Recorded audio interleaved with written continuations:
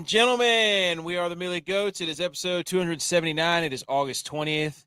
Let us be the first to wish you and yours a happy National Bacon Lovers Day and happy football week, everybody. Yes. We made it. If you're listening to the podcast, you can't see our faces, but our eyeballs are gleaming with excitement.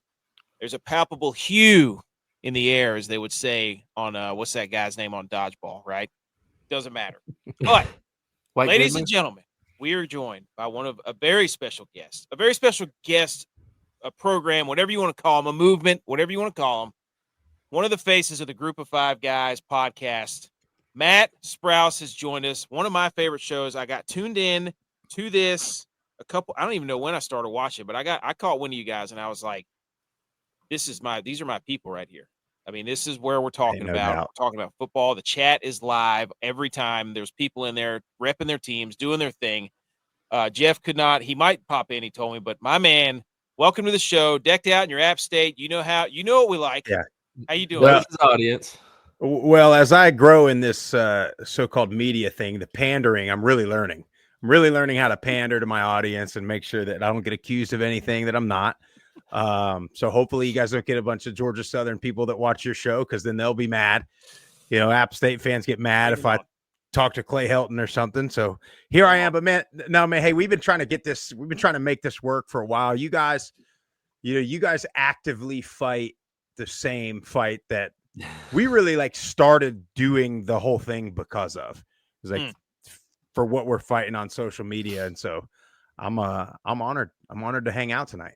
Man, you're growing quite an army. There's people now that are joining the fight. You know, we were talking off air about some people. They've got stats. We've got. I mean, there's an arsenal that's coming. People are waking up, man, because whenever people are scared. When the SEC and the Big Ten are scared, because they start screaming louder and louder and louder. And we put together some sort of presentation not too long ago, about how the wins from the Group of Five teams are now starting to come at a higher rate, and they have been for the past 4 or 5 years. And that's something probably you can speak on better than either of us.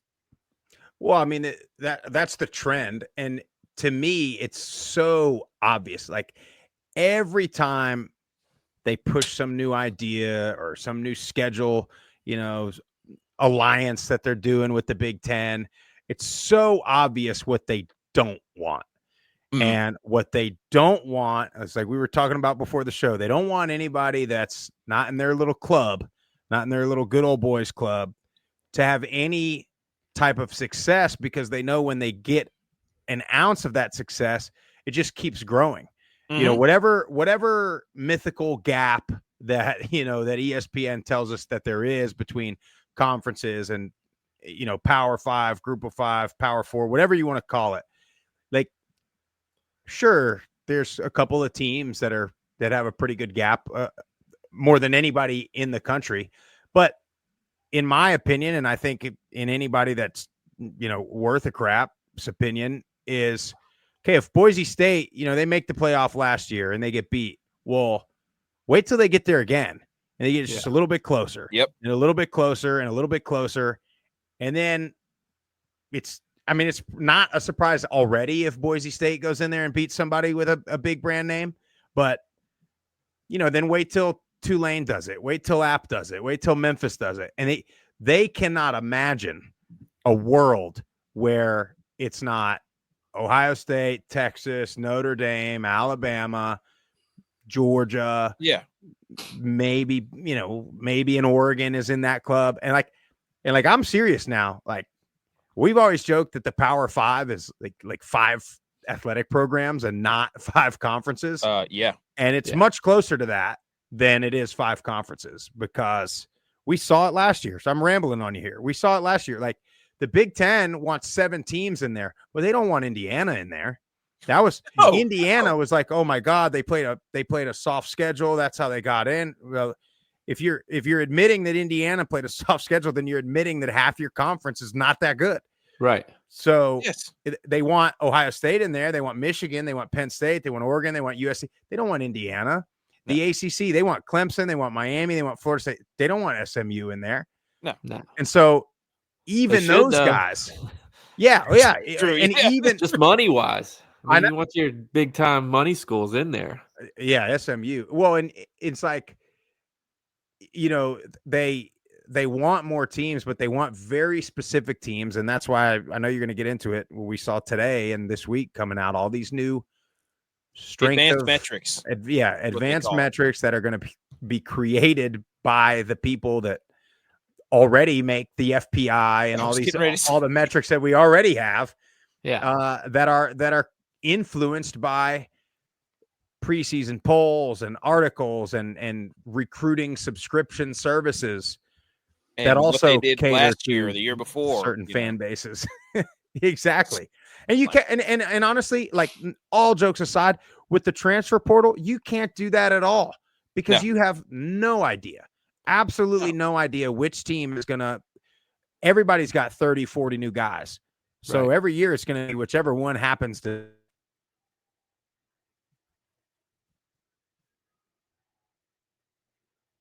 that me? Oh, I don't know what happened. I thought that was my internet. Oh, he's back.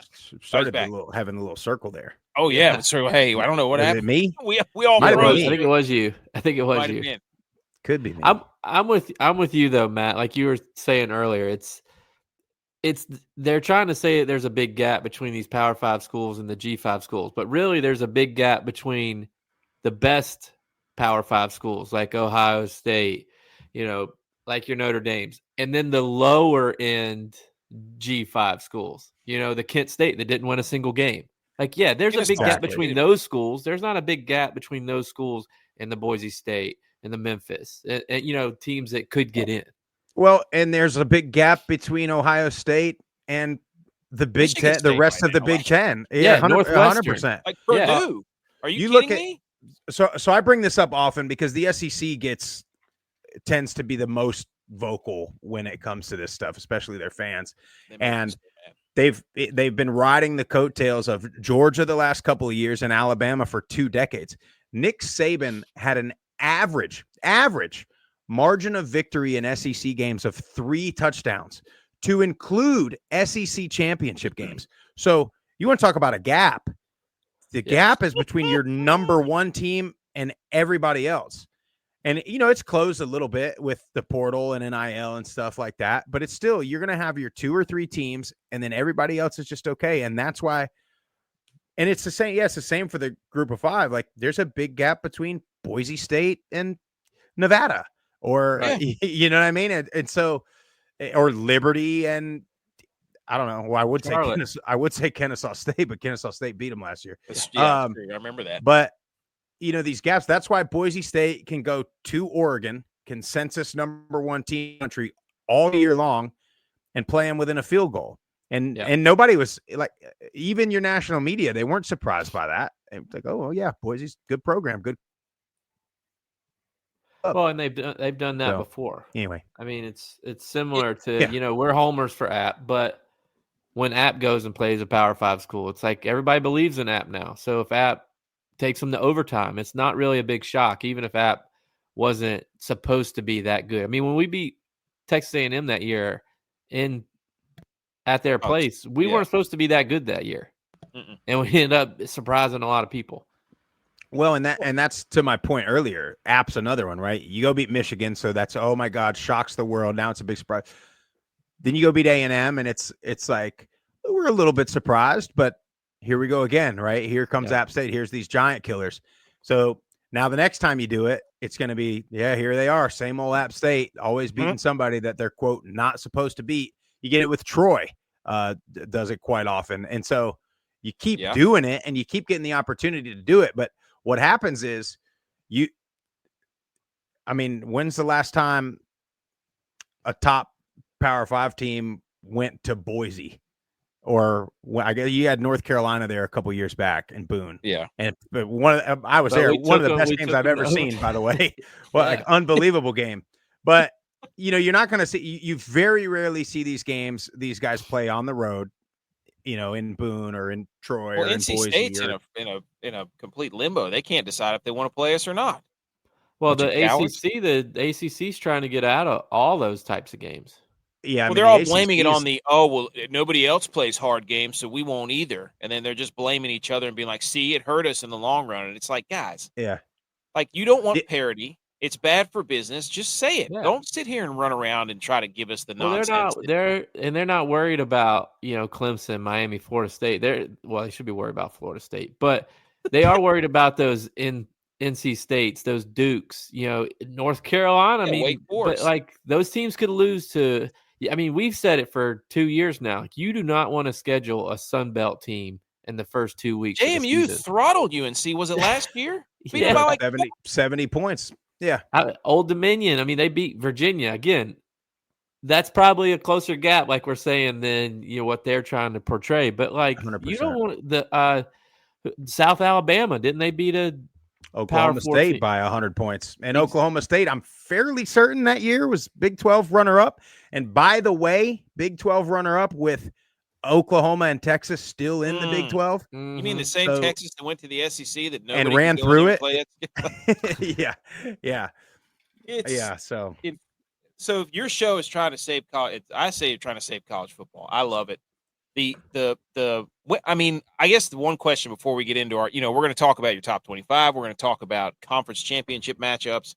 But the coach from Coach Hammock from NIU, who had one of the most viral quotes you've ever heard, just a few days ago, you guys were able to interview him. I mean, tell us about the beginnings of the show, how you guys came to be and the motive, because you guys do a lot of stuff now. You go around the country and go to different places, and you got a lot of connections and a lot of love, and it's cool. So tell us about that. Tell us about Coach Hammock. It's funny, man. We've been trying to get Coach Hammock on for like 3 years. So my in-laws, they're all from like Chicago. So the last time I was up there, I hope they don't listen to this, but like, I'm like, if I'm up here, I'm going to get out of here. You know what I'm saying? And I'm like, where can I go? And I'm like, DeKalb's like an hour and a half, I think it is, from Chicago. I'm going to get over there and just check out the facilities, tour it. Maybe I can meet Coach Hammock. So I get that set up, and I met Coach Hammock. And since then, we kind of went back and forth a little, like trying to get on, trying to schedule it. And then, he had this viral quote over the weekend, and we were kind of like, let's just shoot our shot. He's going to be tough to get because it's just like when they beat Notre Dame last year. Mm-hmm. Imagine that, right? Beat Notre Dame, national runners up. Wait a minute. You mean what?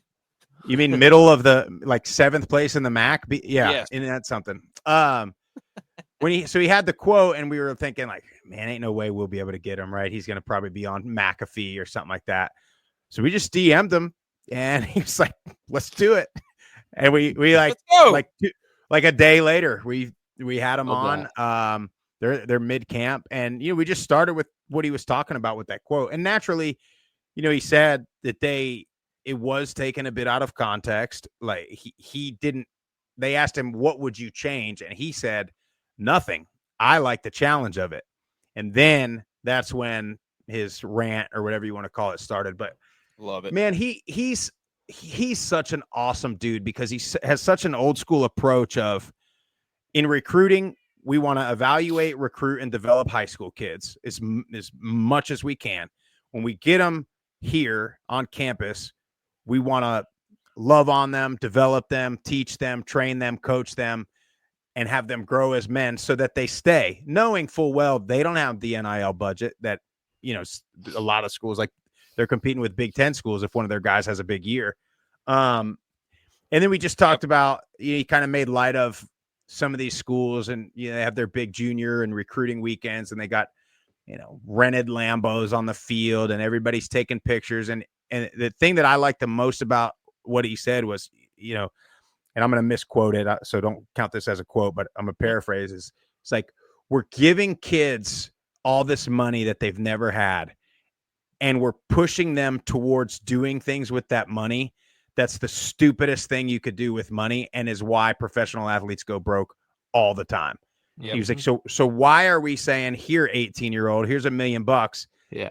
Like, here's this Lambo. You could get it with that, instead of, hey, here's how you could invest with this, or this is how you can save this, or put this somewhere and make it work for you. And so just a good conversation. It was pretty quick. Like I said, they were mid camp, so it was between meetings and food and practice. He jumped on for like 20 minutes. So I love but really appreciated him coming on for sure. That's a SEC mentality, because that's what Kirby Smith and Nick Saban do. They only give the media 12 to 12:30 during their lunch break. So I okay. Yeah. Yeah. I thought you were going to say that's the SEC mentality, putting Ferraris on the field. That is also too. true. That is also true. Yeah. So how long have you got? Where does, before we get into the rankings and the conference championship games, you guys have built this thing. I mean, where did it come from? I see Middle Tennessee State all the time up in the background. Buddy. And stuff, we all are grads of Middle Tennessee, so we will forever so different, you and I. ride for Middle. And so, man, the thing started. So me and Jesse Grisham, I would say, founded it. We were watching some Thursday night game. Can't even remember who it was, at his house. He lives close to me. We were roommates at Middle. We're watching some Thursday night game, having a few cold snacks, and that's when all the good ideas come. And we just they were advertising game day, for Saturday, wherever they were, Columbus or Athens, I'm sure.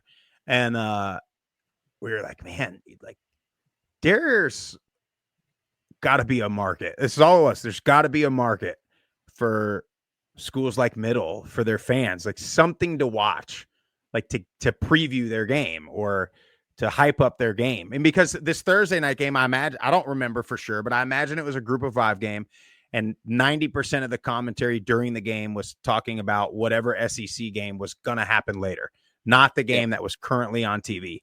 Right. And so we said that this would have been very end of the season, maybe like late October 2019, I think, is when we're having this conversation. And then, then we start just talking about it, and we're like, dude, I don't know how to do a podcast.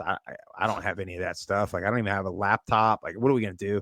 We're like, well, let's make a Twitter, see what happens. So we made a Twitter like the next day, and we just start kind of doing some clickbait type. Just trying to see what we can get, just practicing, I guess, Yep. And then, I remember the first tweet, or first big tweet, it got like 20 likes. We were super excited about it. Was like a picture of the Louisiana strength coach was wearing like the spiky shoulder pads or something, like on the sideline. And we were just tweeting about it, making fun of it. So then we were like, okay, man, like there's some people out here. There's some fans out here that care. And then we both live in Georgia. So we went to a freaking Georgia State game against that. Matter of fact, let's go against that. Never beat us in their face. The dome? Yeah. Is that when Coach Elliott was there? He was one of our coaches. At Turner. Yeah. At Turner Field. And so we went, and we were like, we didn't have no like agenda. What are we going to do here? So of course there's more App fans tailgating than there were Georgia State fans. Like I will give Georgia State this. They're like one little like section. Those people get after it. I mean, they got a core. They got a core that. I like that. That's where it starts. They're still young program. They're trying, man. Well, so we went, and we would like go up to a random tailgate, and we were like, can we take a picture of your tailgate for our Twitter account? We got 15 followers. Like, it's pretty cool. And people loved it. Like, people were like, oh man, that's so cool. Like, we need this. And me and Jesse were like, bro, like this, we got a chance here. And then we just started going to more games, and like when we would go, especially like when we would come to Boone, like so when we came to Boone as a group the first time, so Justin Watts was a coach at Middle when we were there. So then he was there at App. Yeah. So we kind of had that connection there. And then so we got the whole tour, and then we were able to get Sean Clark on the show. And then we got Chad Lunsford on the show at Georgia Southern. And then we started getting coaches on the show. And then the coaching network, like, they just started helping us. They were like, we love it. This is awesome. Like, we need this. That's cool. Like, and then, so then it would be like, we're going somewhere else. We would text Coach Stock, who was our coach at Middle, or Watts, or somebody, or Jeep Wade. Like, hey, you know anybody at Louisiana? Jeep. Or, Jeep. I got to play. Y'all know Jeep? Yeah, he was at App for a little bit. Jeep was the O-line coach at Middle so he got there the spring going into my senior year, and I tore my ACL and MCL like the first padded practice of spring. So they were like, congratulations, Sprouse, you're going to be Jeep's like offensive assistant for the year. So me and Jeep got tight. Turner West and I got tight during that year. Like I was like a de facto GA sort of. And then so anyway, so we just started going to stuff and getting tours and getting content. And people were like, dude, how are you guys? Like, I go to Louisiana and I've never been in their weight room. Like, I don't know, man. I just asked somebody. And then so started doing that. And then of course we were all excited. And then COVID happens. So nobody's going to games. Yep. And all we were doing was Twitter at that point, a couple hundred Twitter followers.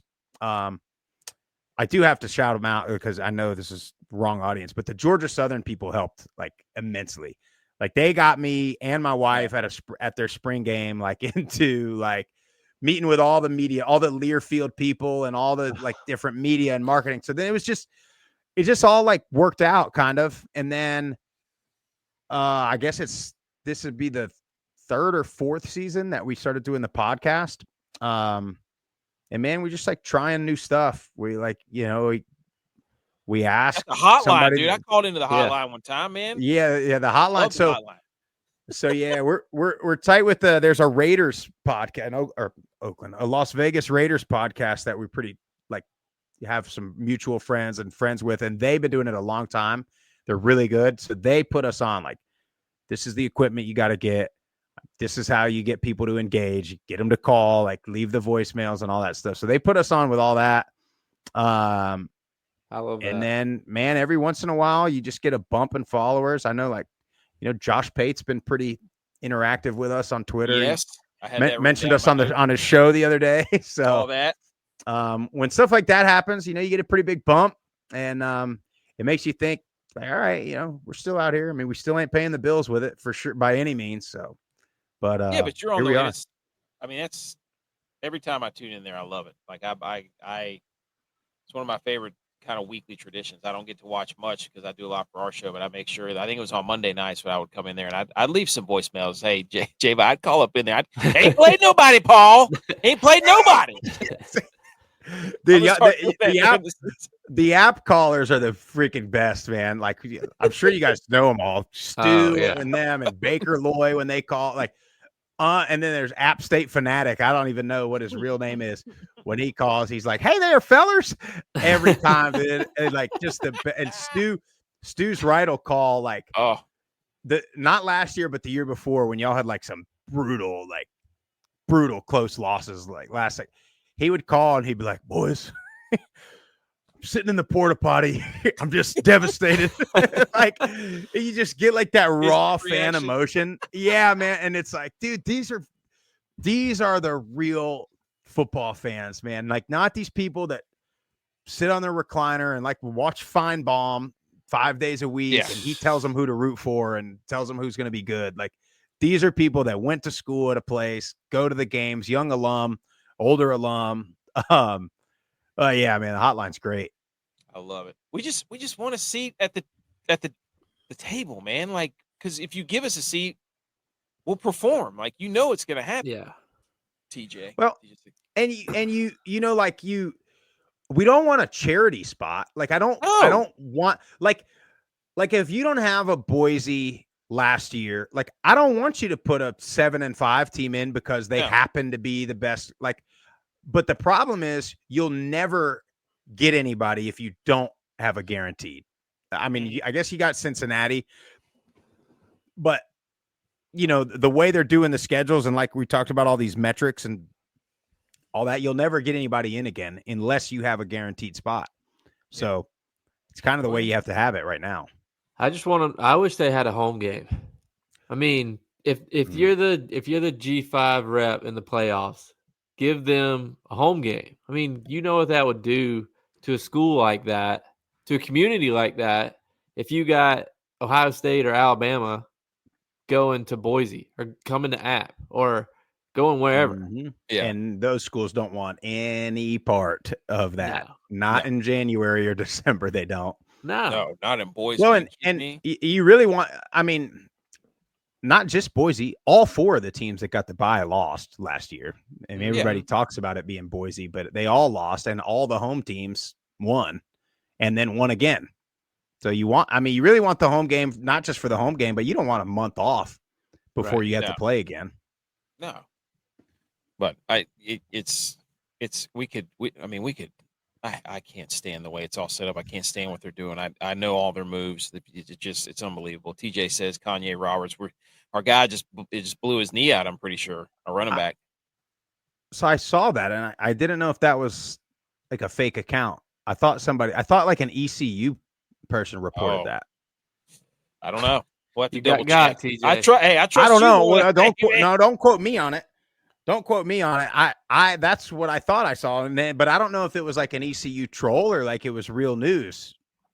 I don't know. By the way, ECU and us we're heated rivals. Heated rivals.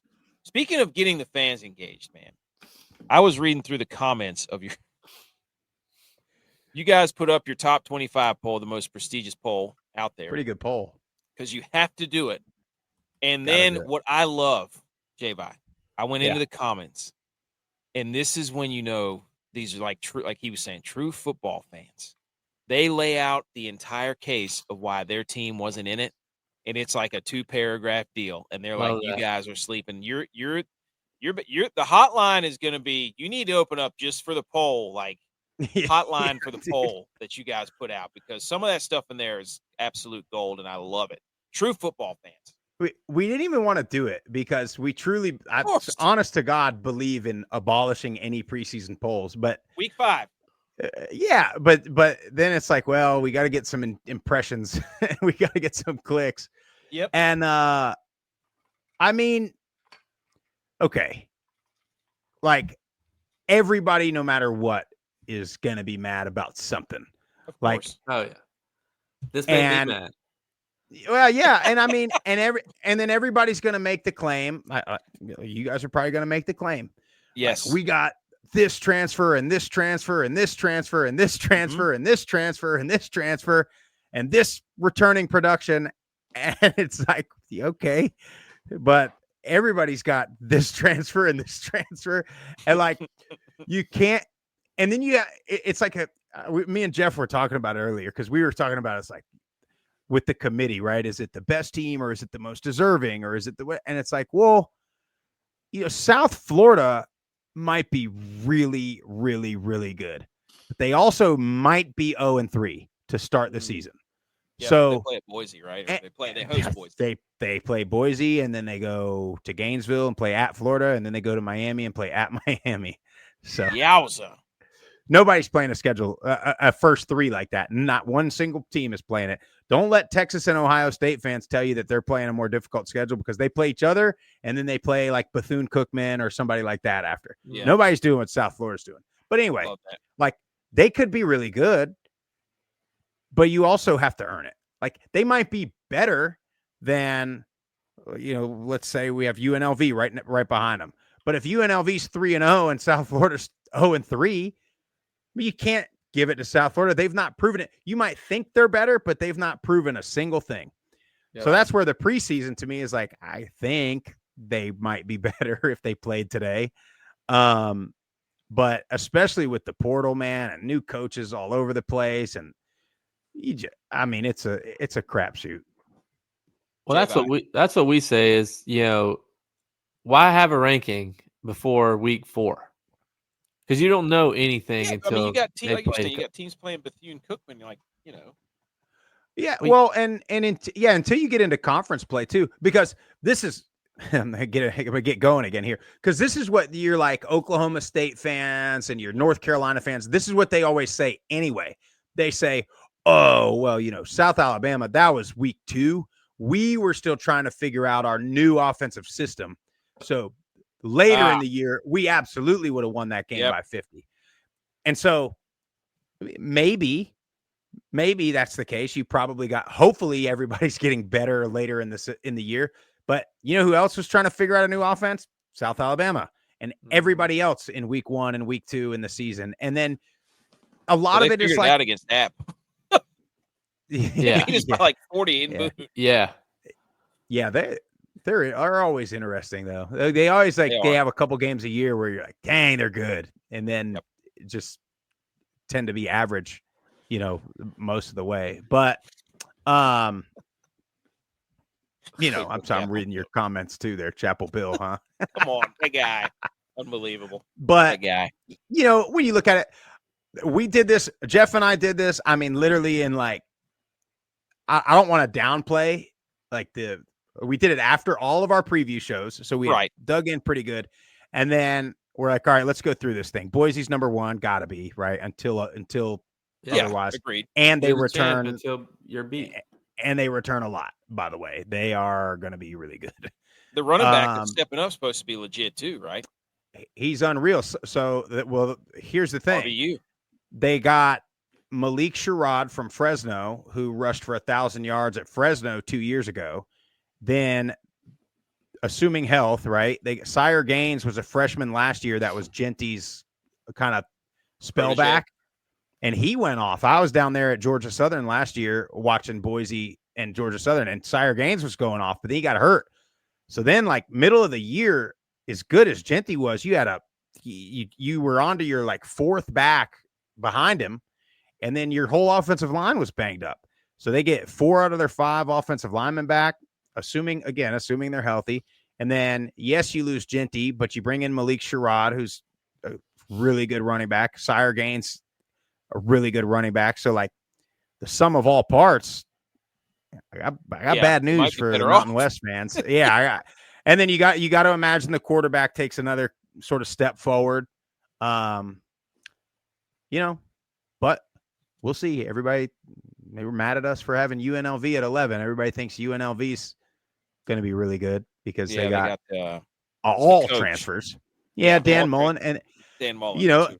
And they got a bunch of transfers from the SEC. But the thing about transfers, nobody's leaving a good situation, really. Yeah. I mean, and I'm not saying they're not going to be really good or they're not really good or whatever, but if they're as good as the 4 and 5 star recruiting ranking and where they ended up going out of high school, they wouldn't be leaving that place. Right. Yeah. Whatever place that is, they'd be playing. And nobody's really leaving a spot that they're playing. No offense to UNLV, it's not to go to UNLV. No, right. You're talking about SEC. Well, are we a believer in Dan Mullen? It's hard to say. He's been in the booth for a while now. But when he's been good, he had an NFL quarterback. When he was at Florida, he had Tebow. When he was at Mississippi State, he had Dak. But when he went back to Florida as a head coach, he didn't have an NFL quarterback. Yeah. Well, he's been able to put like kind of these sort of, I don't want to call them like misfits or he's been able to put a weird roster of characters together before. So that's a plus. UNLV is a cool. I mean, they got great facilities. They obviously have like the Tillman Fertitta money that they have and all the Vegas money. It ought to be, steady at the top of the group of 5. Barry Odom did a phenomenal job there. But you're right. The quarterback, I think they're still having a quarterback battle. I mean, I guess they play this weekend, so we'll find out real quick. Yeah. But they don't have either of the 2 guys they had last year. Sluka went over to James Madison, and then Hodge Malik Williams is graduated. So we'll see. I'm kind of iffy on them. A lot of so-called talent, a lot of guys, a lot of dudes, but you got to be able to put it all together. Having looking at this, so it's Boise State, then Navy, then Memphis, JMU, Tulane, UTSA, the Raging Cajuns, Toledo, Army, and USF are the top 10. Having looking back now on a couple of days, is there anything that you'd shuffle around or move or add somebody in that you wouldn't? And we're not asking this, believe me. I mean, we want to be like, how dare you? But yes. No, I mean, we talked about this a little bit the other night. Navy might be a little high. That's almost an expectation of Navy. Like, we think they'll be there later because they got a pretty light first half of their schedule. In my opinion, they'll be at worst 7-1, but they'll probably be 8-0, and then they'll go play Notre Dame. So then we'll find out real quick. Just like last year. What Navy. Yeah, exactly. Just like last year.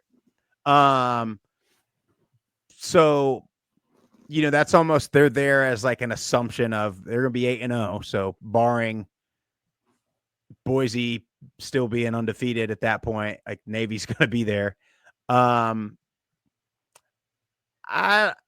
I think our top 10, somebody said this, I don't even know if this is true, is pretty on par with what Vegas has. So, I mean, Vegas I think tends to. I saw that comment. Oh, App State's trying to still Yeah. figure out. Yeah, they are. Yeah, they try to figure out That was the worst. Fluff Boutwell. Bet App State to lose any national televised game. midweek game. Yeah. It's unless it's like Yeah. Texas A&M or Michigan or something. Don't bet on that. But I don't. I mean, the only thing is, where's App State? Where's Utah State? Right.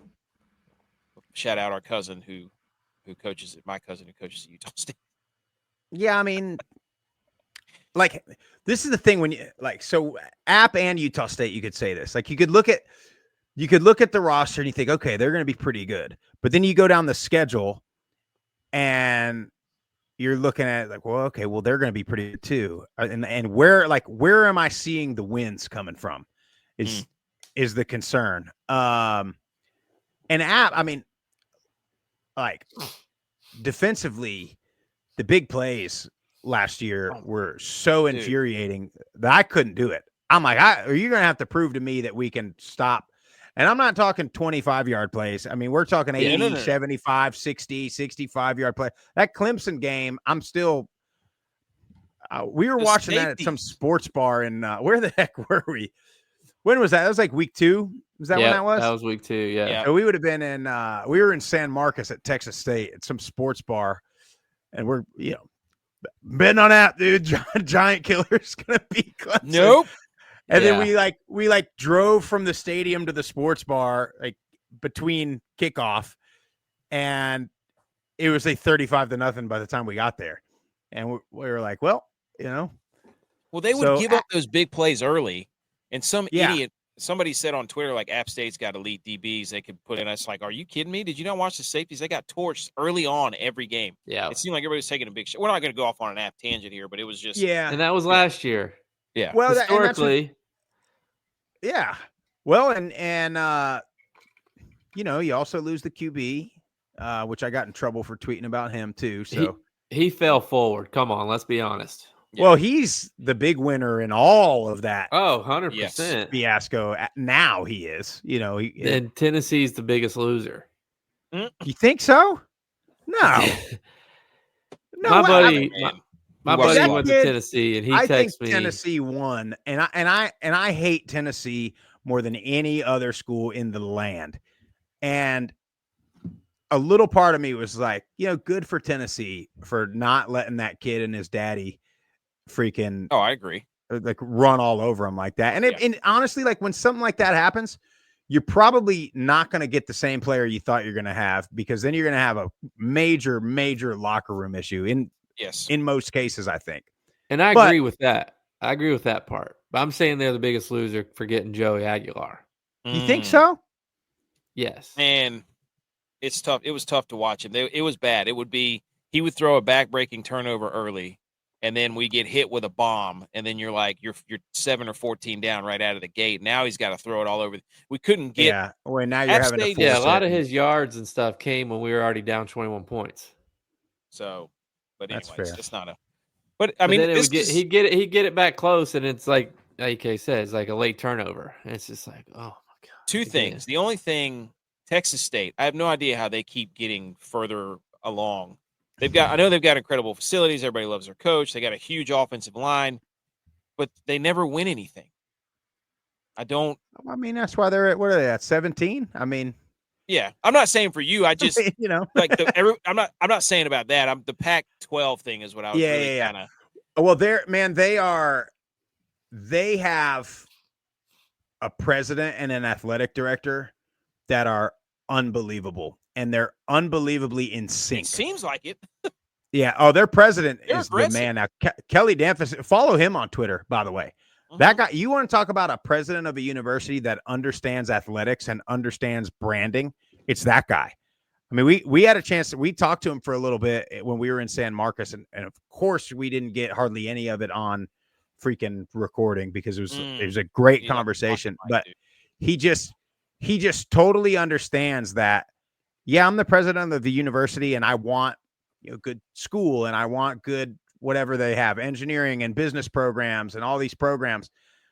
But the thing that he would say was only college football can you get your brand in front of millions by just holding the flag on a Saturday morning for an hour.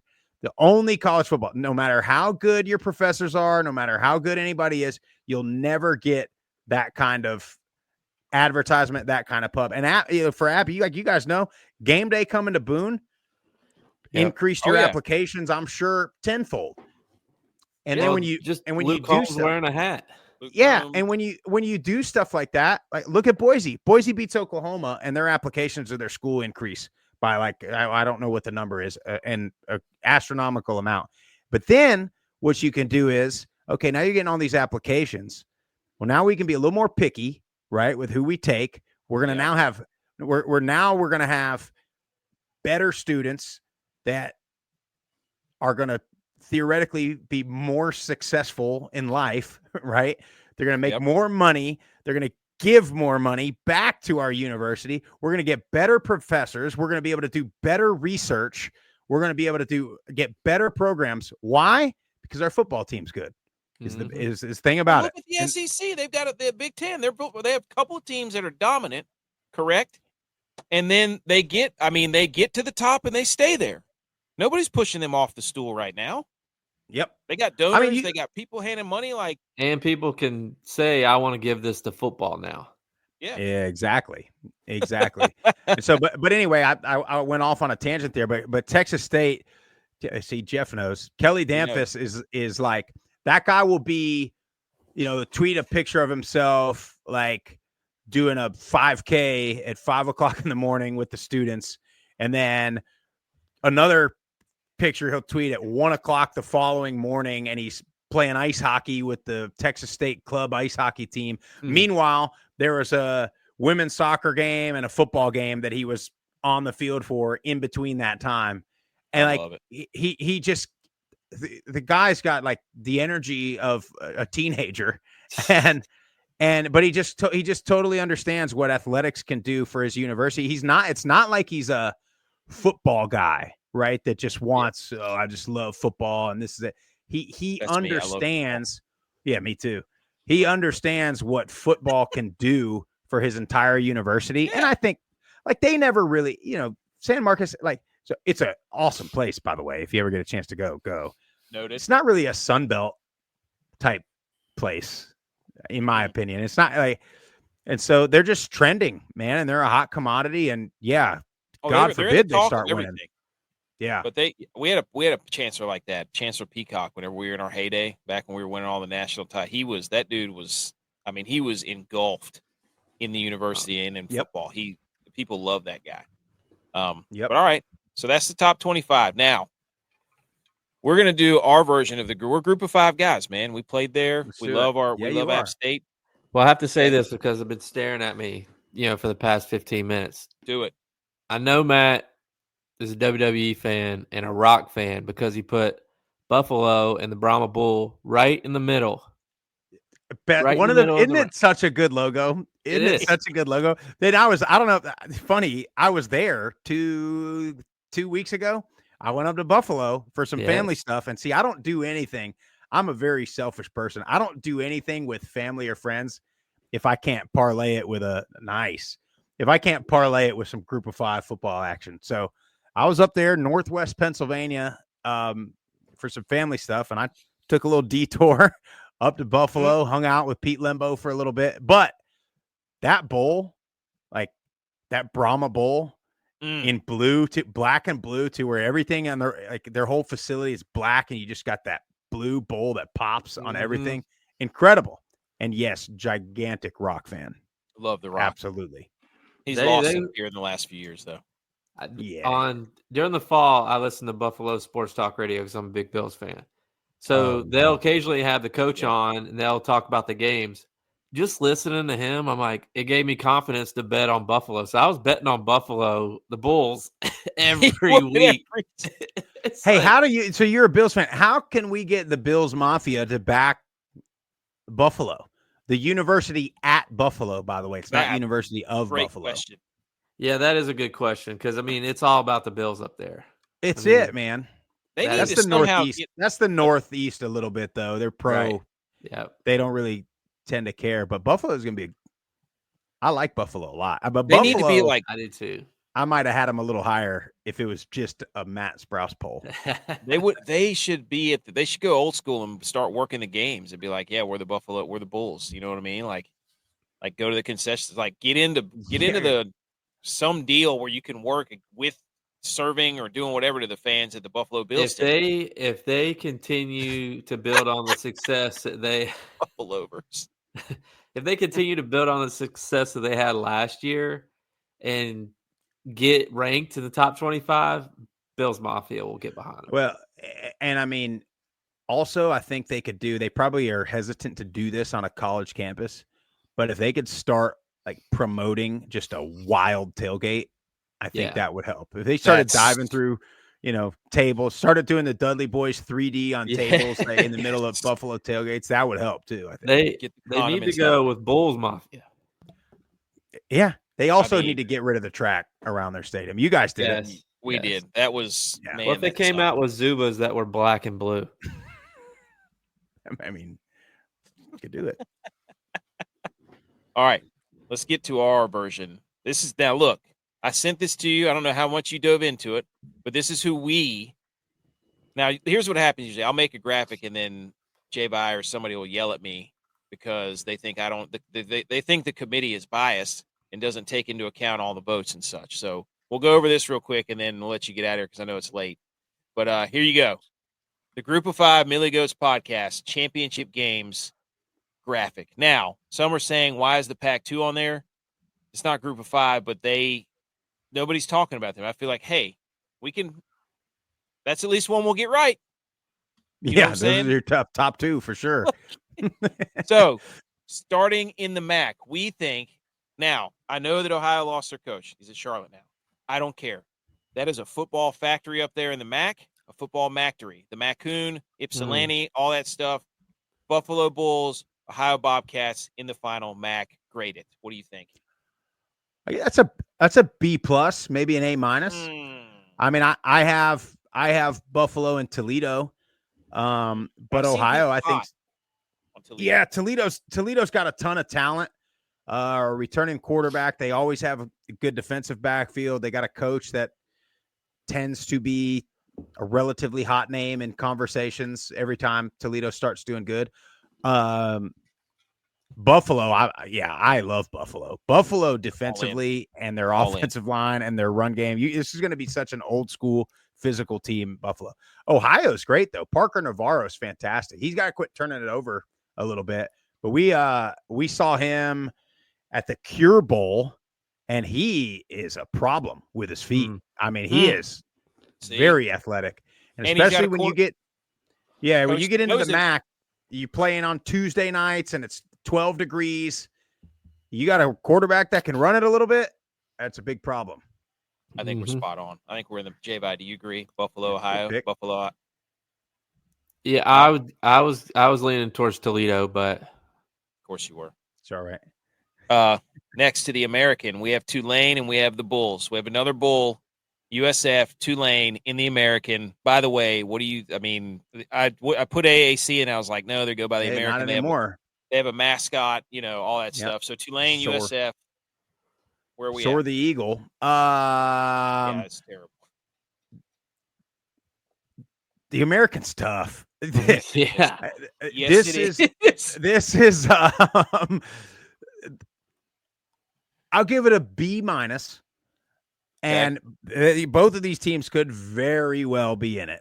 My fear with South Florida, although none of those three games are in conference, is if they go 0-3 to open the season, I could see it kind of unraveling a little bit. Yeah. Now, on the other hand, if they go just about anything but 0-3, 1-2, if they end up 2-1 out of that thing, I mean, you're talking probably the favorite in the Group of Five at that point, because if they don't go 0-3, then that means they've either beaten mighty SEC Florida, they've either beaten ACC favorite or maybe second favorite Miami, or they've beaten the number one team in the Group of Five in Boise, or they've beaten more than one of those. So if they even win one, they're still alive. And then I think they might get that thing roll. I mean, if they win one or two of those things, they might get that thing going, and they'll be having an NFL stadium packed out. Tulane, sort of similar, because they've got defense. three. Yeah, oh, yeah. Well, John, you guys know John Summerall from Troy. Yep. I mean, that guy, his defenses are scary. They got dudes all over the field. And now, you know what? Actually, because have they handed the keys to Retzlaff yet? The BYU quarterback, is that official? Yeah, I mean, because he brings a whole nother level to that team. Yes, he does. Yes, he does. I mean, we talk about that all the time. You know, Summerall last year, Tulane, they got who's the big transfer quarterback they got down to Tulane last year, and he didn't play a lick. I'm losing my mind. But anyway, I mean, Darian Menso was like the third or fourth guy on the depth chart going into camp, and John Summerall does not care. He's going to play the best guy. Yeah. But if the best guy is Retzlaff, who's a guy who we know has a ton of talent and ability, that's a good sign, because that's like, this guy is who we thought he was, and that means he's special, and that means we got a damn good quarterback. Their schedule's tough in the beginning too. I mean, they got Ole Miss, they got Northwestern, they got Duke, and they got South Alabama. That's their first 4 games. So again, none of them are conference, but I was going to say, you just don't know how. Though. Yeah, you just don't know. You play a team like Ole Miss, you know, are you going to be banged up after that game? Are you going to have some guys? They beat Ole Miss last year. They absolutely should have beat Ole Miss, and they get Duke, who's supposed to be pretty good, but that's their quarterback's returning to New Orleans. That game's at Tulane. So that game's going to be wild. I'll tell you, I like Navy mainly because of their schedule, especially in conference. And then I also like UTSA mainly because of their schedule in conference. Yep. And I don't have it in front of me, but I believe neither of them play Tulane. And I believe UTSA, I don't think, plays Memphis. And then Navy, you know, they're going to play Army, but it's not going to be a conference game. So they avoid kind of playing the top teams. I also like Memphis quite a bit. I mean, Memphis, they lose Seth Hennigan. You know, he's a 4-year starter, but they bring in the kid from Nevada, Brennan Lewis, who I don't want to, I like repeat myself when I talk about Memphis, but he's not a better quarterback than Seth Hennigan, but he does things that Seth Hennigan couldn't do, namely run around like crazy.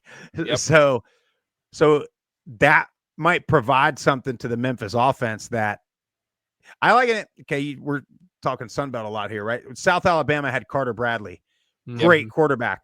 Well, then he gets hurt and they bring in Gio Lopez. Gio Lopez is not a better quarterback than Carter Bradley, but Gio Lopez is a pain in the ass for defenses. Yes, more so than Carter Bradley.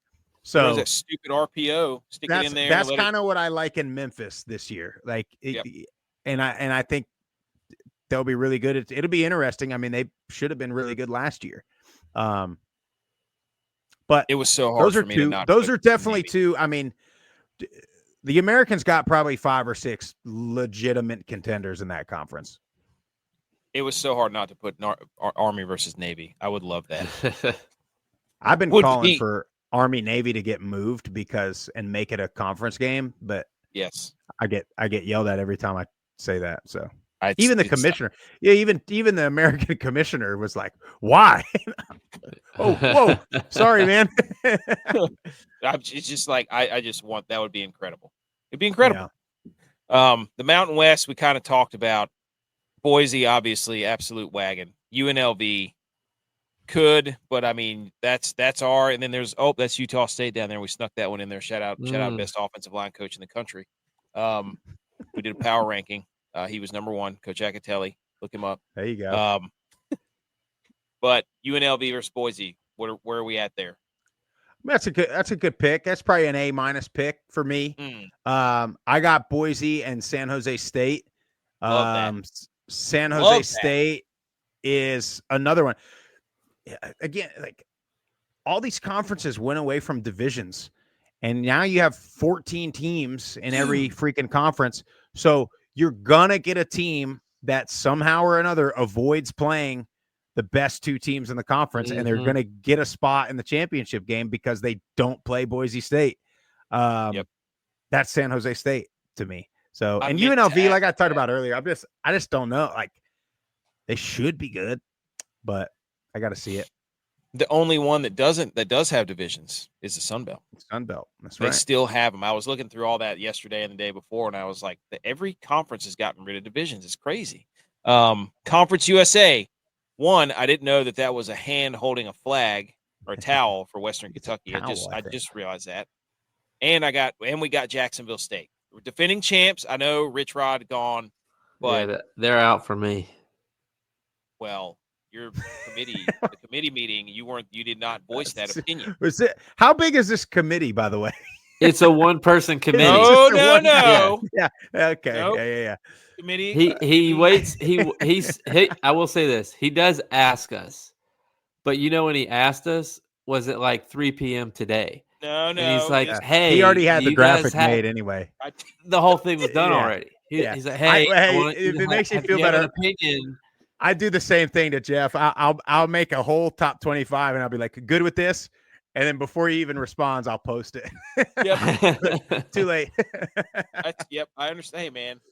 When I get this thing done, I'm like, ooh, look at all these. This is football right here. I can't hold this in anymore. I got to get this out there for the people. Western Kentucky's going to be really good. I love it.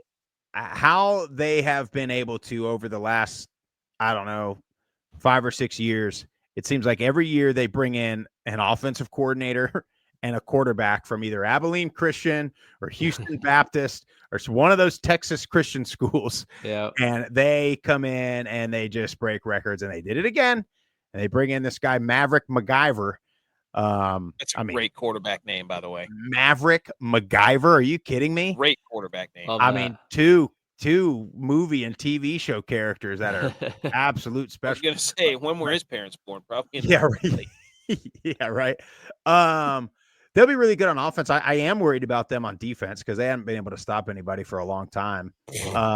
Years. But yeah, for many, many years. But they put up so many points that it tends to be okay. Jack State, I don't know. I think you lose Rich Rod, you lose quite a bit at Jack State. I like Liberty there.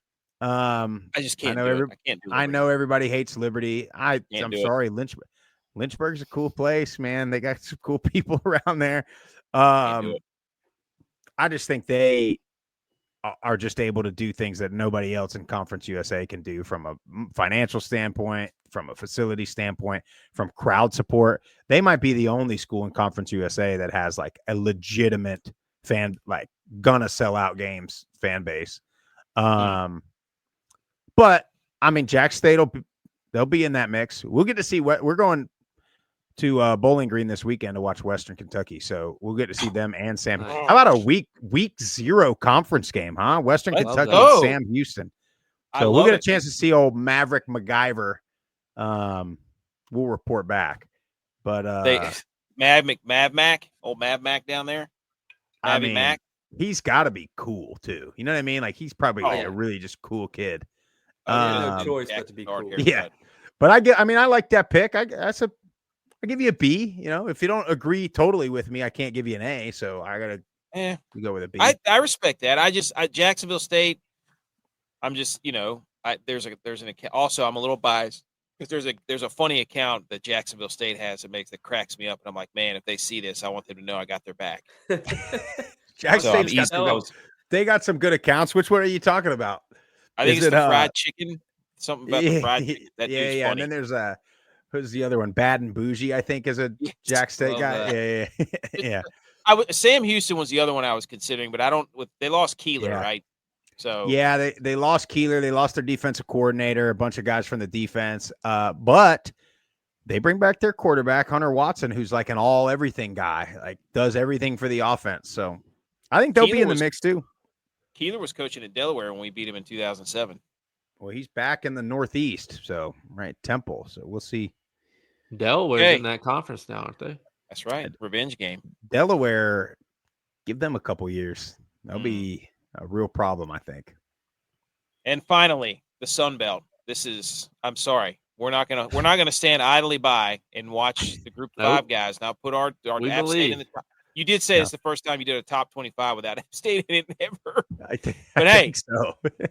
It's just like it's the Mountaineer Invitational down there, and it's the Louisiana Invitational. That's how it is. That's what it's going to be. Sun Belt Conference is App State versus Louisiana. Period. I don't care about JMU, you bunch of bums. Nope. I don't Or care Texas about your purple State. streamers. Or Texas State. Nope. Yeah, I mean, this is just an A++, Thank 100% you. score, extra credit pick. I mean, this is unbelievable. You guys got it spot on. I Mhm. mean, cannot disagree one bit with this one. Thank you. Man, I hope so, dude. Honestly, we haven't been to Boone in like 2 years, and I love Boone. But I took my wife to Boone to watch the Raging Cajuns and App State play in a Sun Belt championship game circa 2019, I think. And I mean, love the place. I wanted to buy a cabin up there in Banner Elk. I think we were staying in. I wanted to bad. Cool place. One of these days, the Group of 5 guys will somehow get some big sponsor, and we'll start buying little Group of 5 Airbnbs, and you can only stay there if you're going to the game. Love like it'll be all Proof of decked out. Yeah, yeah. But yeah, and I hope App State. I mean, yeah.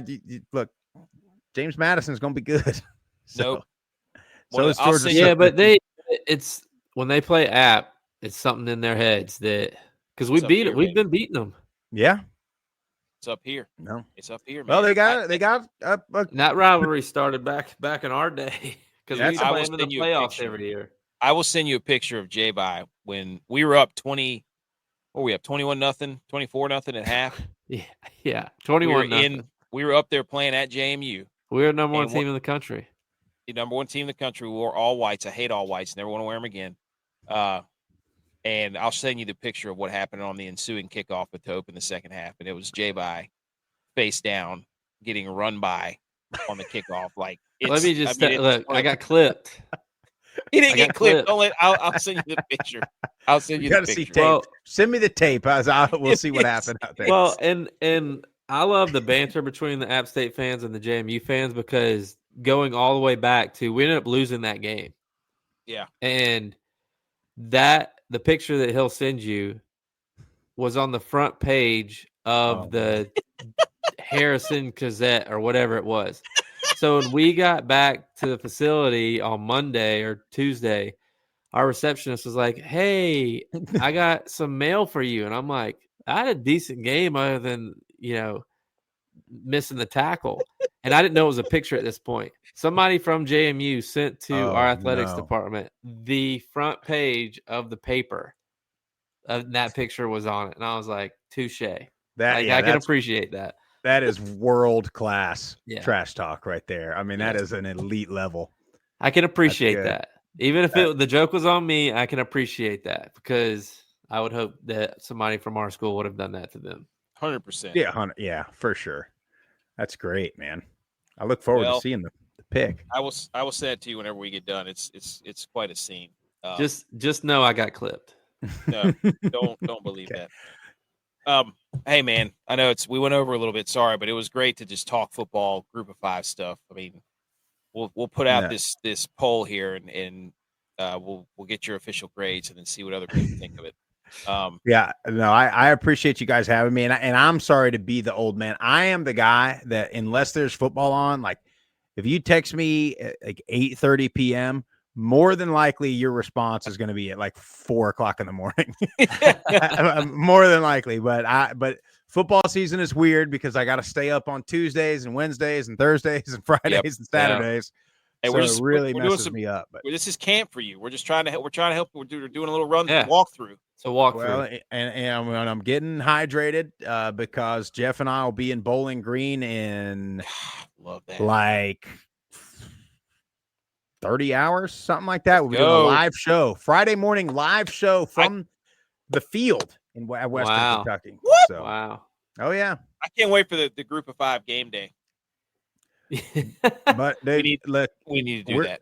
We're trying, and this is honest to God, like it could happen, but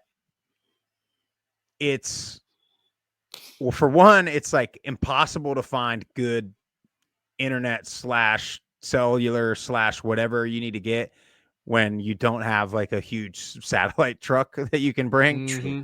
And then we have a little bit of inconsistencies between like what schools will allow us to do what. So we got to get everybody on board. So far, like Sunbelt people have been phenomenal. Conference USA people, American. We haven't spent a ton of time out west. So I think that might be the missing piece, but we'll get there. We got to get a network. We got to get maybe Hulu or somebody will pick this up. That's the future of football, by the way. I hope everybody knows this. Amazon or Apple or Disney is going to just buy the Power 30. Let's just call it like your 30 biggest brands.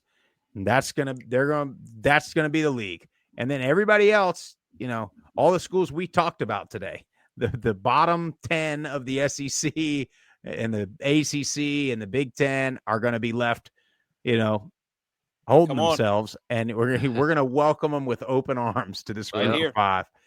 And then we'll be able to have a sense of that pure college football that, you guys love, we love. So love it. But I thank you guys so much, man. I had a ball. Tell everybody where they can find you, man.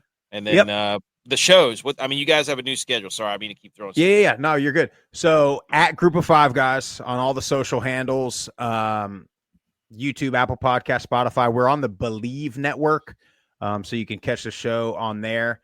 So we'll be Friday morning live from Western Kentucky, and then starting next week, we'll be Monday, Wednesday, Friday, 6 a.m. Eastern Standard Time.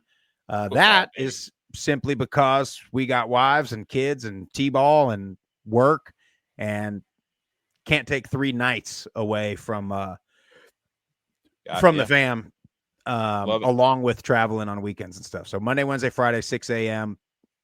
Check us out, man. It's a hell of a time. I put the website link in the comments or in the description, and then it'll go in the podcast stuff too. So the YouTube and the website.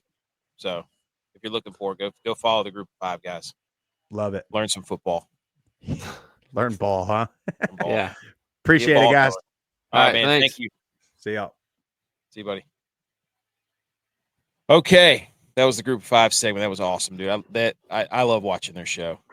They're good people, man. Yeah, I remember well before we started doing this, seeing their stuff pop up randomly here, randomly there. I'm like, oh, I agree with that. Yeah, those guys they're onto something. But I love it because, like you say, the way that things are going, they're going to be on the forefront of it. Just covering I can go in there and listen. They're going to talk about App State. That's what I want to hear. I don't want to hear them go. I don't want to hear Pat McAfee yell at me for 3 hours. So no offense. Have anybody yell at me for 3 hours? Yeah. So they're awesome. So also the Sunbelt Syndicates, TJ and those guys down there are also very good. Yeah. Go follow them. So we're gonna transition. They do all the hard work. Yeah. Because they do all the research and remember all the guys' names. So they're able to tell me that, and I'm able to soak that in. I appreciate that. I love it, man. And their show's great. They're interactive with everybody. It's cool.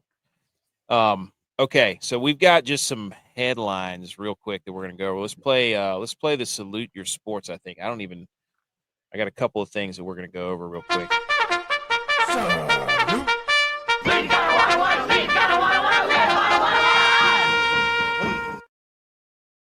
Okay, here we go. I don't even know what order this is in, but welcome to the podcast. Thank you to those guys.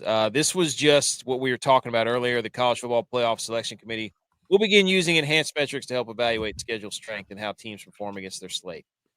And then everybody up there is talking about, this is an important point, there are not enough crossover games, data points in college football to have a truly good measure of strength of schedule. That's the issue. Nobody plays anybody anymore, so they can all play their own schedules and be like, our schedule's hard. Our schedule's harder because we have more ranked teams, even though we don't play outside of our conference. So we'll just say. So it's this whole thing's stupid, in my opinion. So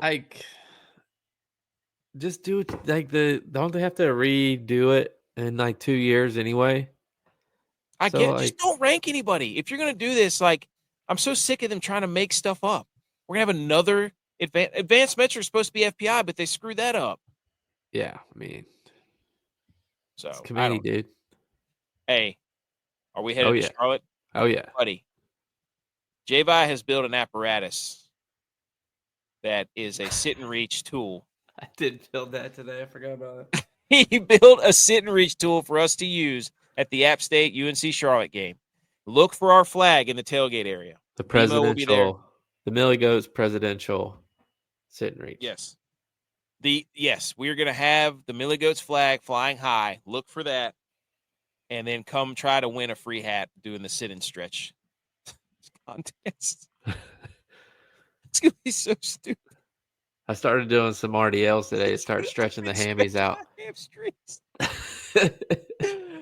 Oh, if you're listening to this podcast and you want to come to the tailgate to give your shot at a free hat and start stretching your hamstrings, hell yes. Hey, I'll try to get your hat, Dominic. I'll try to get your hat, dude. I've had a whole bunch of them pressed right now. I got hats being pressed out the wazoo. So, also the SEC's got to quit. Auburn's claimed 9 more national champions. What is or 7 more? It was seven more conference championships from like 1913.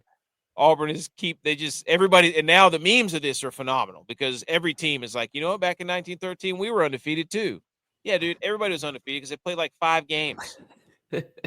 So stupid. It's got to be a joke, right?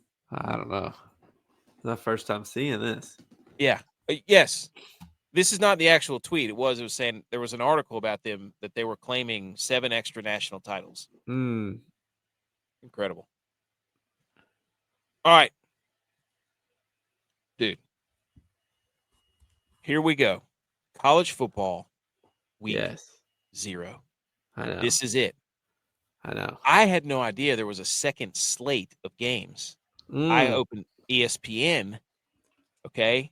And we had Iowa State, Kansas State, Idaho State, UNLV, Fresno State, Kansas, Sam Houston State, Western Kentucky. That's where Group 5 guys will be. Stanford, Hawaii. And then I saw, oh my gosh, there's FCS games all up in between this. I was like, how could they not have a game televised from 12 to 6:30? That's like a 3 or 4 hour gap. Lo and behold, we get Incarnate Word, Nicholls State. We get Tarleton State, Portland State. We get UC Davis, Mercer. We get Central versus Southern. Yep. We got, that's on ABC. Come on, dude. 12 straight hours of football? I know I don't even know if my wife realizes that it's college season yet because she keeps trying to plan stuff on Saturday. And I was just like, well, I'm pretty sure it's going to rain. I think it's going to rain. So, maybe we'll see. But, deep down, I'm like, as soon as the kids go down for nap, Kansas State and Iowa State is going on. And then it's the rest of the day. Dude, my wife was like, we're going to the beach Saturday, aren't we? And I was like, no, there's a hurricane coming. I don't want to be there. The swell. The rip tides. That's right. We don't. I'm thinking of the kids here. But yeah, we get. There's 10 games here. This is. It's incredible. Yeah, it's back. Like it's here. Well, it's really 9 games because they put UNLV and Idaho State on there twice. And now that's the only game that they're not televising. Yeah. Well, you'll see why, because UNLV is favored by 26.5. That line just came out today. So there's some line movement. Was people were betting the over to Kansas State, Iowa State. It moved up 2 full points. Wow. Kansas and Fresno State, nothing has changed. Western Kentucky, I just don't think that game's going to get to 50. People are betting the under in Hawaii versus Stanford. That's moved down a full 1.5. So, buku. He said, yeah, dude. B. McCormick said we're old Patty and us are best friends. Yeah, right. That guy, I knew his story, and that's probably why he blocked us. Hey, nice, Buku. He followed the Group of 5 guys. We'll have to pass that along. They're good. They got good stuff, dude. They know their stuff. So, get in contact. I got a whole new shipment of hats coming in, Buku. I'll send you a list. But did you get my new order? Yes, that's currently being pressed. Okay. I'm waiting on those App State hats to come. The hats came in. I got to get the patches. I can't wait for those, dude. Nice. Those are going to be. Hey, grab that axe, baby. That's custom. They might make us burn them because there's a licensing agreement. Wow. Whatever. That's why we only made like 4 of them. Okay. So here's the lines for all the games, college football week 0. We have put together, we got another graphic. This looks clean. It's a nice little graphic. We have put together picks of the week. This is for college football week 0. When we get into the NFL season, though, it will be, B. McCormick. I got yours too. Once I get all these hats back to in my possession, they're currently being worked on, I will send out some stuff. But here's the deal for our picks of the week. Whenever we get into the NFL season, we're not going to tell you whether it's college. We're doing some revamping of the show. We're not going to tell you whether it's college or pro. We're just going to look at the whole football slate. And we have each given ourselves a title. What? I'm reading the titles. Did you read the names? Yeah. Okay, so this is how it's going to go. Tex is Mr. Conservative. He's Mr. Understruck. Yes. Okay, play the music. Understruck. I wish I could play that without us getting copyrighted. So he's going to give you an under every week. Tex. Okay. I am Master Spreader, like Master Shredder. I want somebody who's going to cover the spread. Okay, I'm going to give you that every week. J-Vi is the overtaker. He's going to give you an over every week because he can't help himself. Man's always betting overs. Dylon is going to give you a prop bet. Okay? Dylon is Greg Propovich, the sensei. Okay? Oh, he put on the overtaker hat. You got to keep that every time you get ready to do this segment. To pull it back out. Butch P is Dr. Dog. I almost made him Dog the Bounty Hunter. I might change that. Well, that's because Dylon couldn't beat him because he'd pick Georgia every week. Exactly. Right. Dr. Dog. That is Butch. He's going to give you a dog every week. Edge he's going to be young money lines. He's going to be a little wheezy up in this thing. Okay. So he doesn't. Edge is like, my bet's this and that. He's currently cleaning out deer guts because his deer freezer melted or whatever. But he's going to give you a money line pick every week. So we're going to keep up with we're not professionals. This is really what this is just for us to talk trash to each other. Yes, absolutely. That's the only reason. Because if somebody starts sucking, we're going to let them have it. So that's this. I like this graphic, dude. This looks clean. Yeah. Okay, so you go ahead. Tell me, Mr. Overtaker, you put the hat on. What do you got for week 0 college football? We just saw. My over of the week, especially since it's coming down. I mean, it's at 50.5 right now. It's Stanford, Hawaii. And look, you want to tell me, oh, well, that was last year, whatever.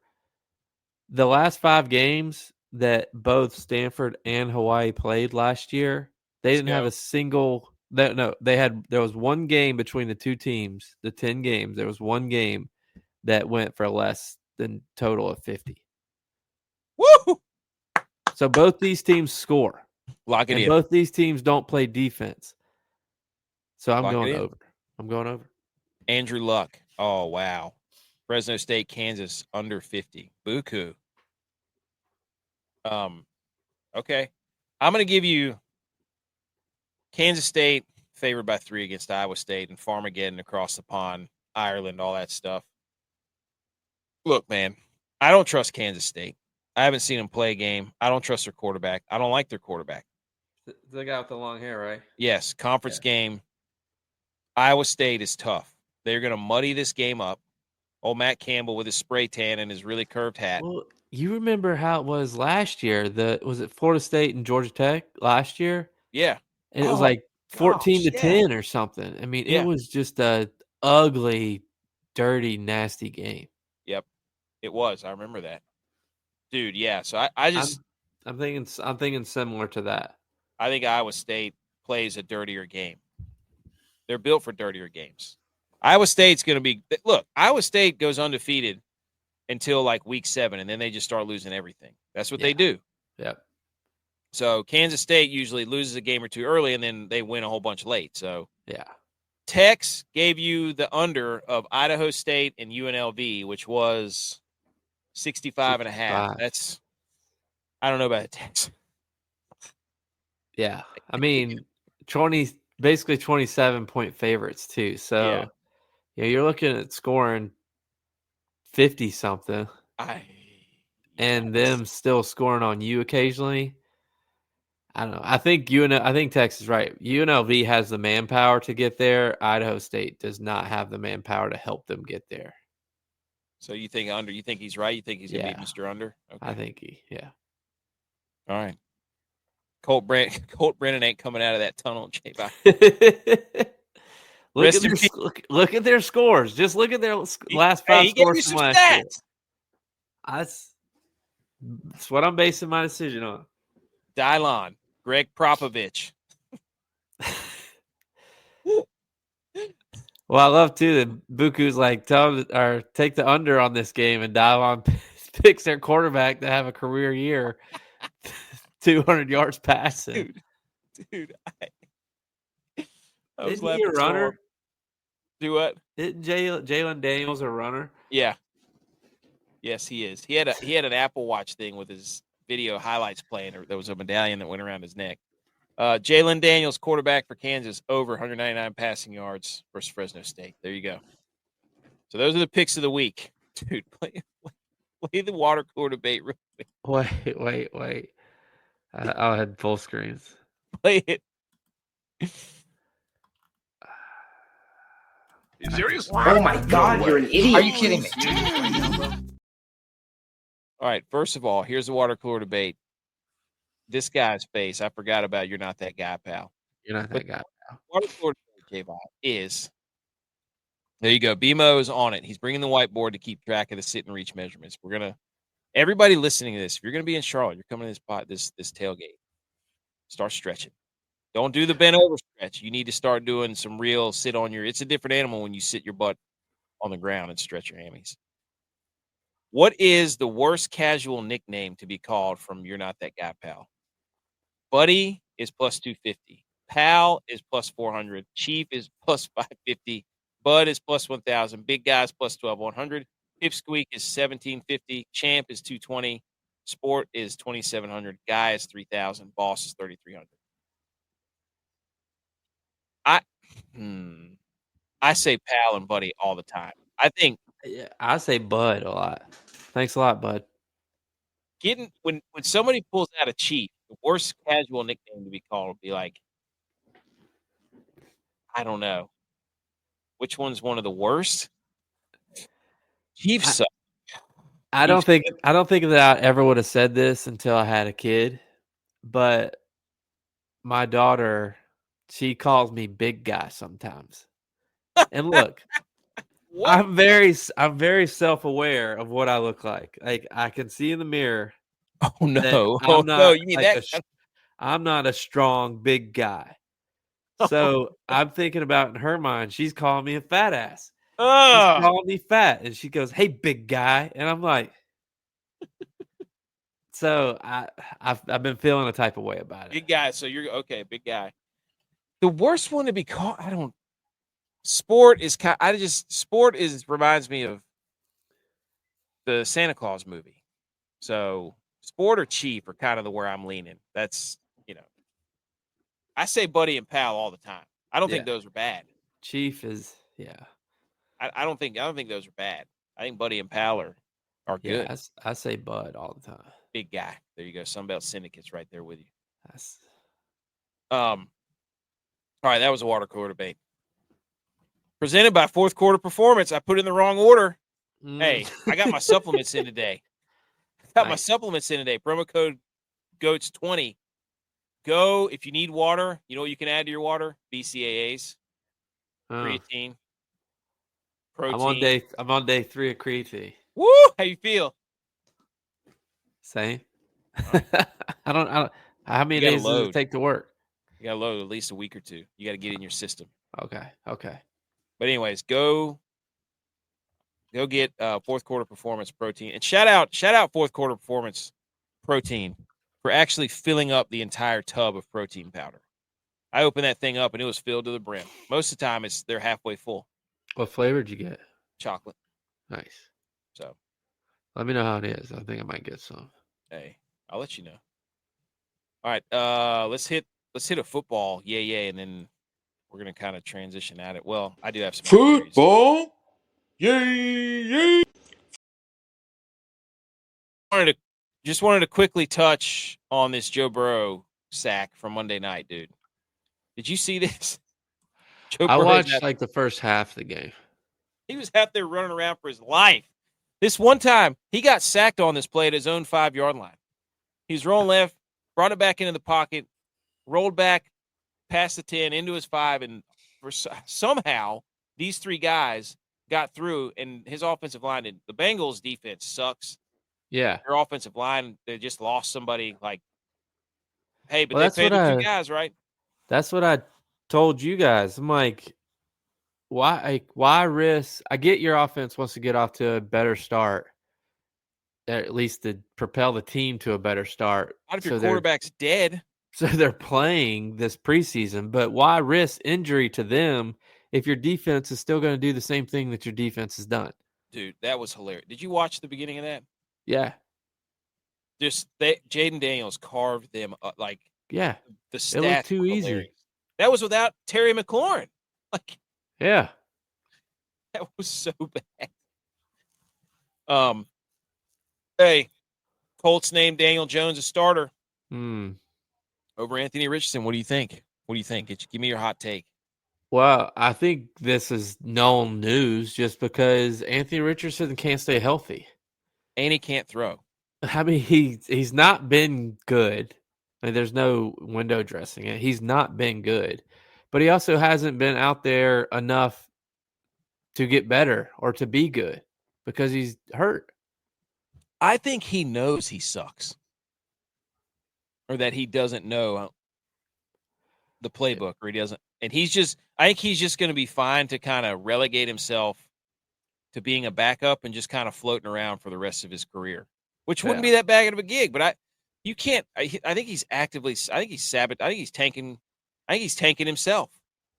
Yeah. Well, I think he's lost a lot of confidence because he's not been out there and he hasn't done well when he's been out there. So, yeah, I mean, I don't know. Danny Dimes knew what he was doing when he went to Indy. That's why he chose Indy. He knew that gave him the best decision. And whether that was his decision, his agent's decision, whoever made that decision, it was a smart decision. I mean, the Colts offensive line has been good in the past. You get Tyler Warren, you get Jonathan Taylor, you get Michael Pittman, you get Josh Downs, you get Alec Pierce. Like, they have weapons. So yeah, and you got a good running back too. So it's not like, that's what I'm saying. I mean, their offensive line is typically good. I don't know if it still is as good as it used to be, but it's anyways. Also, I think the Colts got confused. They're like, oh, Daniel Jones, that looks like a Duke uniform. Maybe he'll play like he played for Duke. Cutcliffe ain't walking through those doors. Dude, that's right. And then the Browns named Flacco their starting quarterback. Hot take. What do you got? This is, look at him smiling in that picture. He knows that he's got them all fooled, dude. Yeah. Dude, I saw a tweet that said the AFC North has 2 Super Bowl winning quarterbacks, and Lamar Jackson and Joe Burrow. The Browns are a circus, dude. I don't get it. I saw that they're thinking about rolling with 4 QBs on the roster. Hey, let's go. Play them all. Look, who's that coach from the SEC that we're going to play? I mean, as much as all of them gotten hurt already during preseason, I mean, Joe Flacco just hasn't played. That's why he hasn't been hurt. I mean, when he has to actually play and he gets hurt, yeah, you're going to need all 4. That's true. That's a good point. Somebody should bet the Browns to win the division just so that you can root for them. I might do it. I might just throw 5 on them.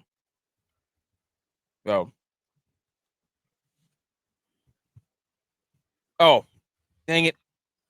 I forgot I had this up there. Here's our division winners. We're not going to go over these.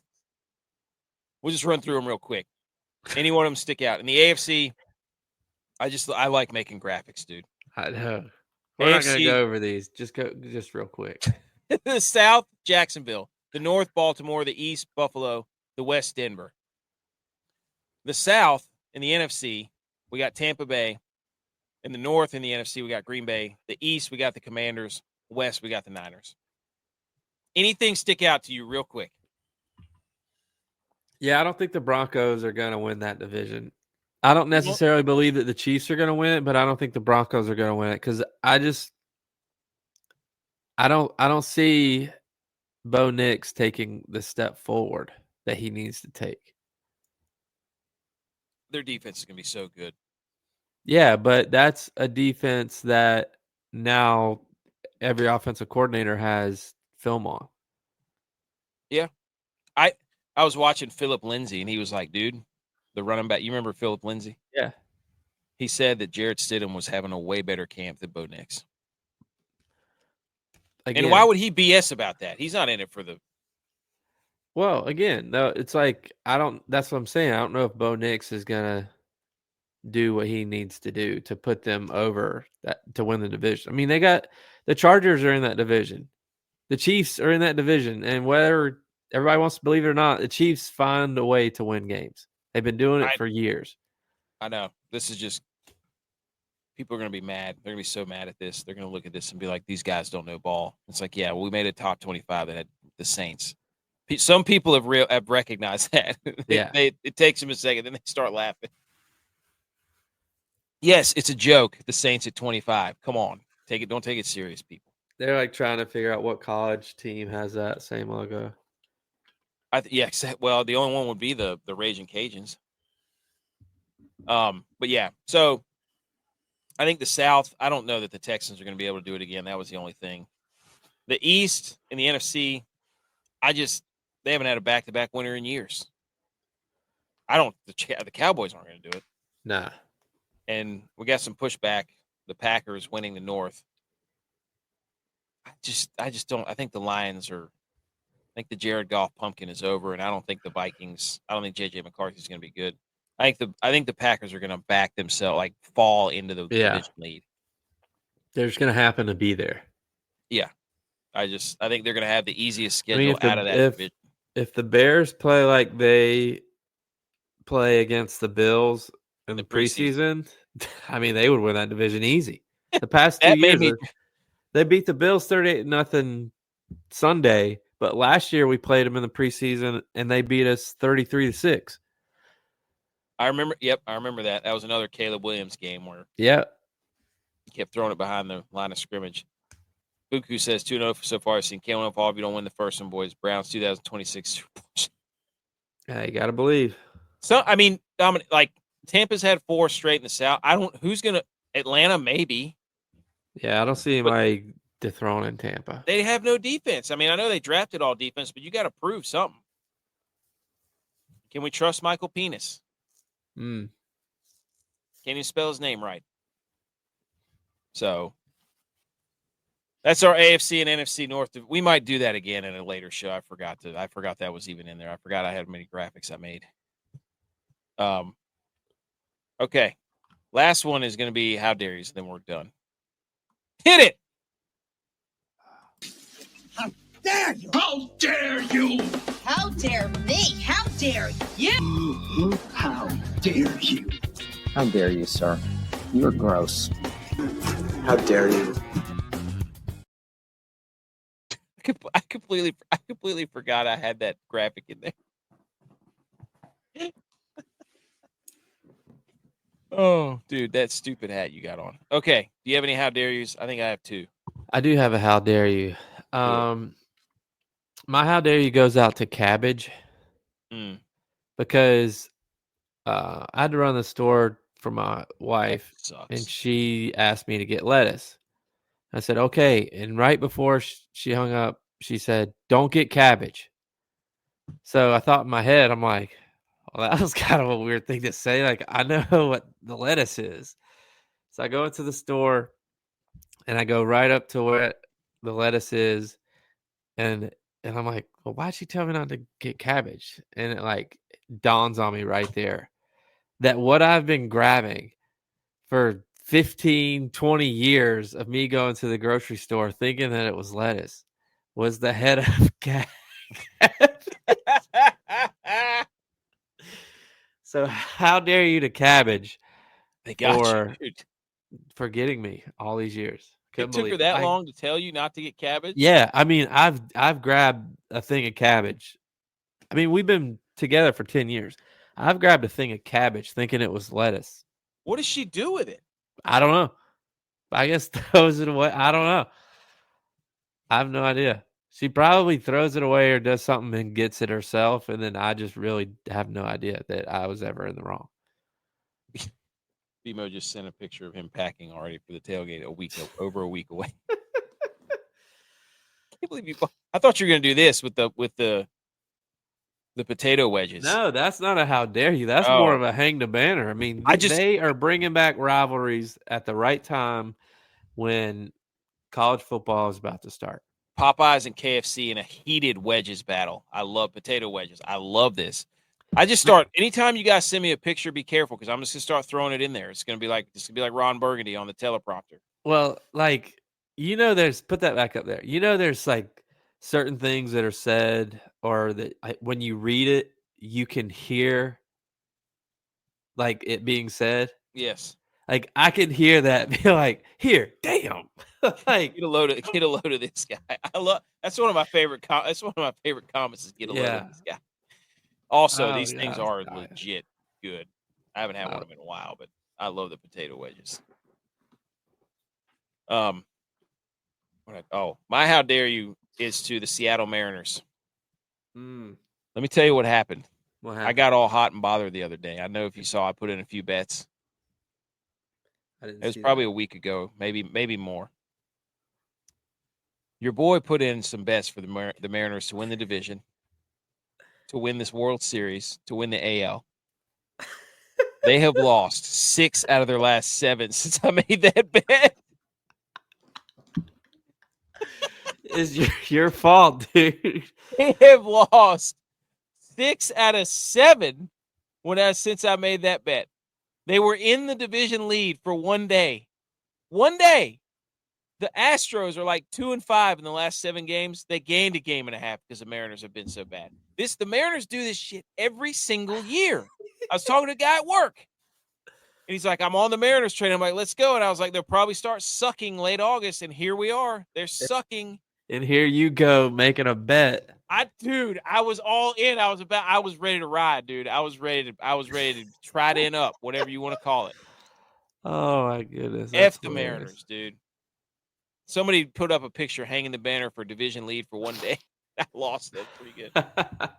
My second hang the banner, or how dare you, is to Cracker Barrel for updating their logo to this abomination on the right. Look at this thing. Look at this. They took away old granddad leaning on the barrel, and then they made it look like a belt. They made it look like an app on your phone. This is trash. Well, they also, there's a thing going around. I could be gotten here, but Cracker Barrel is changing their inside of their restaurants. Nope. You're not Cracker Barrel if you do that. They'll just change it to the barrel. I'm sure they're going to change it to the barrel. Watch this. Bet how much you want to bet. Somebody clip this right now. Cracker Barrel will change their name to the barrel. Like the Dixie Chicks. They're just the chicks. I'm telling you. When is this? What date? 8:20. An hour and 38 in. The Cracker Barrel will change their name to the barrel or just barrel. Or they'll make it just a B. You just wait. They're going to do something stupid. This is just the beginning. How dare you? Don't take away the country store. That's the whole beauty of going into a Cracker Barrel is having to go in there and get stuck looking at all the stuff you don't need, weaving around these barrels, and then you have to go stand in line, and then you don't know what to do. Like they conveniently put all the candy right where you walk by so the kids see it. Like nobody's coming there because like your food is that. I mean, it is good, but it is good. But come on. Now. I'm more of a fan of their lunch, dinner than I am their breakfast. Nah, dude. The breakfast for dinner. Don't even. I've never eaten another meal other than maybe I had chicken and dumplings once. Oh, that's good. Their tendies are good too. They got good. Their pancakes are good too, man. Patty's watching me. I hope you're good. That's it, dude. I got nothing. Appreciate the group of 5 guys stopping in, spreading the good word about football. Safe travels to those guys. Go check them out at Group of 5 Guys on Twitter. I got the YouTube and their website right there in the show description, so it's easy access. Go support them. They're doing awesome stuff. Great for them to come on. As for us, dude, this is the last show before football. Well, I think so. I don't think we're going to do another show later this week, but no. Hey, We got week 0. We're going to have football to talk about on Sunday. That's right. From 28 yards. Good snap, holds down, and the Enjoy the football. Mountaineers win in overtime. The Go field Bills. goal is good from Jason Viteri.